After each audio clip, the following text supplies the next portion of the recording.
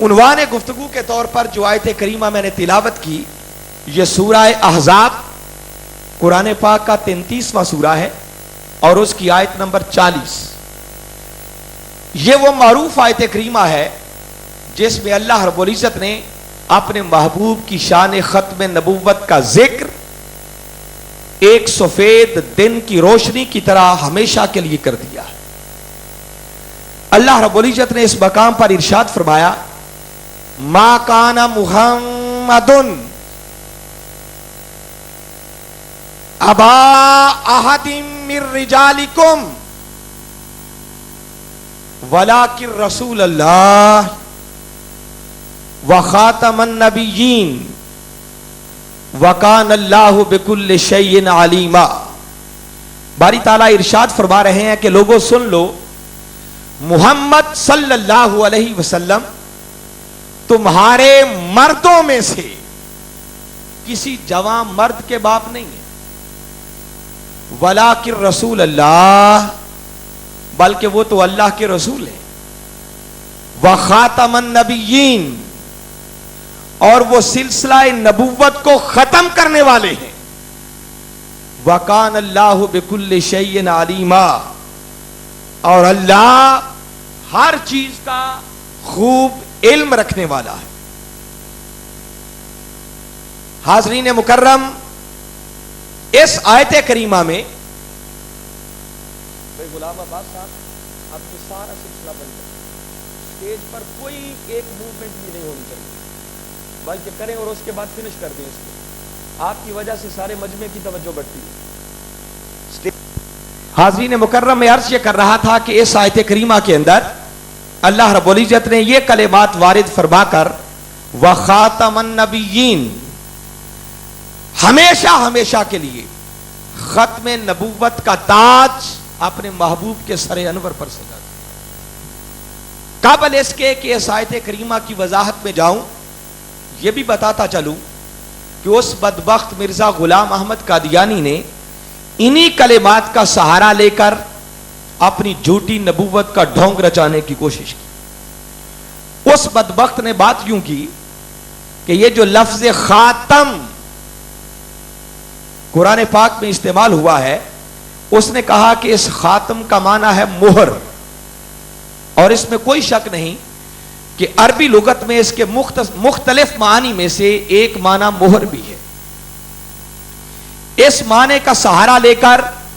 ان کلمات کو اس نے غلط جامہ یہ پہنانے کی کوشش کی کہ خاتم النبیین کا معنی یہ ہے کہ اللہ رب العزت فرما رہے ہیں کہ محمد صلی اللہ علیہ وسلم کو ہم نے نبیوں کی مہر بنا کر بھیجا، یا ان کو صاحب خاتم بنا کر بھیجا ہے، انہیں وہ مہر عطا کی گئی ہے کہ معاذ اللہ جس پر محمد صلی اللہ علیہ وسلم مہر لگا دیں آئندہ کے لیے وہ بھی نبی بن جائے۔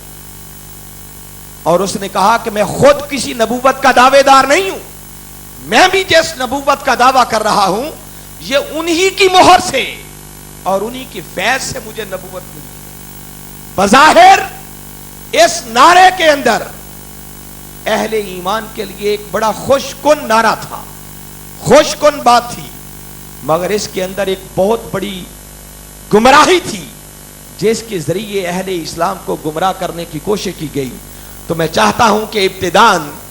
یہ بات بتاتا چلوں کہ خاتم النبیین کا معنی کیا ہے اور لفظ خاتم سے مراد کیا ہے۔ اس موضوع پر اس کتاب کے اندر ایک پورا چیپٹر ہے صرف لفظ خاتم کی تحقیق پر، اس تفصیل میں جانے کا بھی وقت نہیں ہے، میں صرف چند جملوں کے اندر جملہ عربی لغات کو سامنے رکھتے ہوئے خلاصہ کے طور پر اس معنی کی طرف متوجہ کرنا چاہ رہا ہوں۔ قرآن پاک کے اندر یہ لفظ خاتم النبیین اور خاتم النبیین، تا کی زبر اور تا کی زیر، یہ دونوں قراتوں کے ساتھ پایا جاتا ہے، اس کی دونوں قراتیں درست ہیں۔ اگر یہ تا کی زیر کے ساتھ ہو خاتم تو یہ اس میں فاعل بنتا ہے، اور اس میں فاعل ہونے کے ناطے خاتم کا معنی ہے ختم کرنے والا، اور جب آقا کی ذات کے ساتھ اسے منسوب کریں گے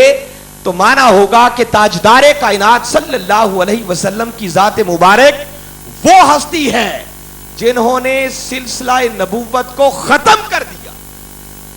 جو سلسلہ نبوت کو ختم کرنے والے ہیں، یہ معنی اس سے مراد ہوگا۔ اور پھر تا کی زبر اور تا کی زیر یعنی خاتم اور خاتم، یہ دونوں کلمات اسم کے طور پر بھی استعمال ہوتے ہیں۔ جب اسم کے طور پر یہ کلمات ہوں تو پھر ان سے مراد ہوتا ہے آخر قوم، کسی فرد، کسی گروہ اور کسی جماعت کے سب سے آخر میں آنے والا فرد، اسے بھی خاتم اور خاتم کہا جاتا ہے۔ پھر یہی کلمات تا کی زبر کے ساتھ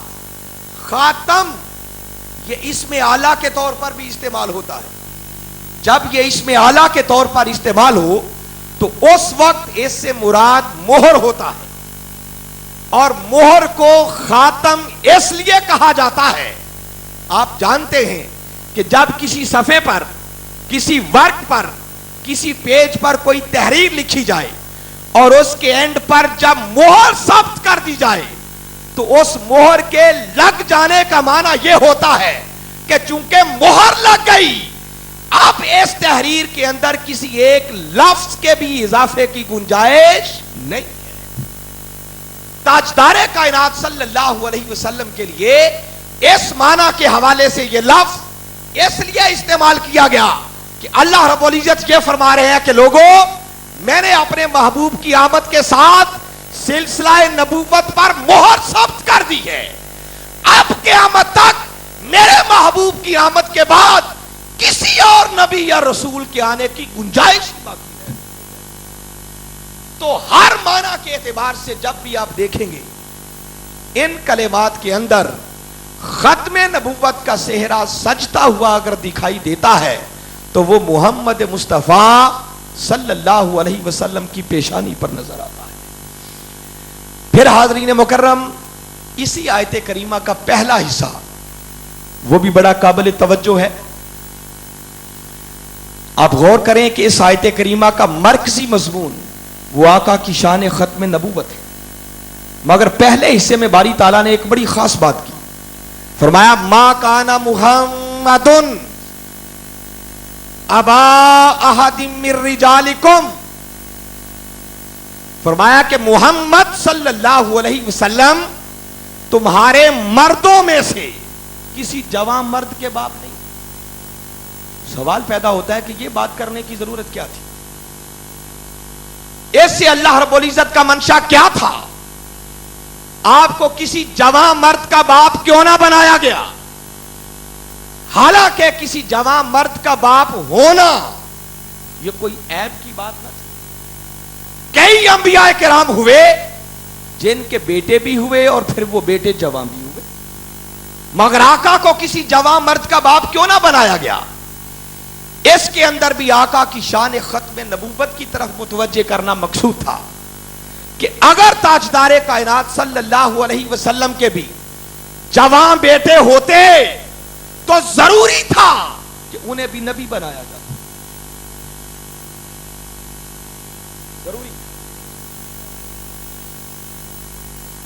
ضروری تھا کہ انہیں بھی نبوت سے سرفراز کیا جاتا۔ کیوں؟ وہ اس لیے